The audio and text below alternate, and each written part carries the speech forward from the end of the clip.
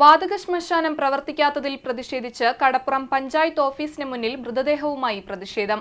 ശ്മശാനം അടിയന്തരമായി പ്രവർത്തിക്കാമെന്ന് പ്രസിഡന്റ് ഉറപ്പ് നൽകിയതിനെ തുടർന്നാണ് പ്രതിഷേധം അവസാനിപ്പിച്ചത്. അഴിമുഖം ചേന്തങ്കര കൃഷ്ണൻകുട്ടിയുടെ മൃതദേഹമാണ് പഞ്ചായത്തിനു മുന്നിൽ കിടത്തി പ്രതിഷേധിച്ചത്. കടപ്പുറം പഞ്ചായത്തിലെ തൊട്ടാപ്പിലെ വാതക ശ്മശാനം മാസങ്ങളായി പ്രവർത്തിക്കുന്നില്ല. പലതവണ പ്രതിഷേധിച്ചിട്ടും പഞ്ചായത്ത് അധികൃതർ നടപടിയെടുക്കാത്തതിനെ തുടർന്നാണ് മൃതദേഹം കിടത്തിയുള്ള പ്രതിഷേധത്തിലേക്ക് കാര്യങ്ങൾ നീങ്ങിയത്. ഒരു മരണം അത് മരിച്ചപ്പോൾ ഞങ്ങൾ ഇതുപോലെ ശ്മശാനത്തിന്റെ മുന്നിൽ ഞങ്ങൾ സമരം ചെയ്തതാണ്.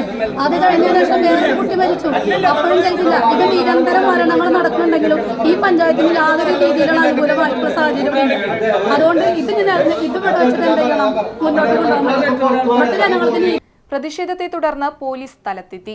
പലതവണ ഉറപ്പ് നൽകിയിട്ടും ശ്മശാനം തുറക്കാത്തതിനാലാണ് തങ്ങൾ ഇത്തരം പ്രതിഷേധത്തിലേക്ക് നീങ്ങിയതെന്ന് സമരക്കാർ പറഞ്ഞു.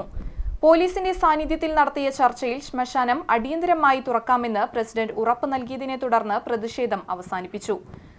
മൃതദേഹം പിന്നീട് ഒരുമനയൂർ പഞ്ചായത്ത് ശ്മശാനത്തിൽ സംസ്കരിച്ചു. കടപ്പുറം പഞ്ചായത്തിലെ മൃതദേഹങ്ങൾ ഇപ്പോൾ ചാവക്കാട് നഗരസഭയിലെയും ഒരുമനയൂർ പഞ്ചായത്തിലെയും ശ്മശാനത്തിലാണ് സംസ്കരിക്കുന്നത്.